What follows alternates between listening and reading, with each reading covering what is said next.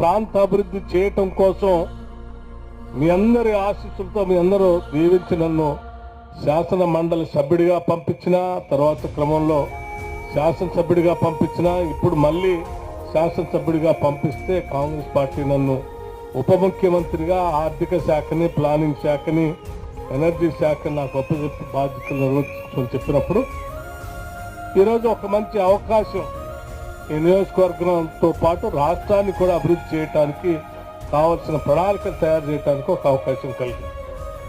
ఆ అవకాశం అంతా కూడా ముందుగా మదర్ శాసనసభ నియోజకవర్గంలో ఉన్నటువంటి సోదరు సోదరీమణులు మీరంతా వేసినటువంటి ఓటు ద్వారా మాత్రమే ఇది నాకు సంక్రమించిందని నేను చాలా గర్వంగా సంతోషంగా చెప్పుకోగలను. ఇది వాస్తవం కూడా.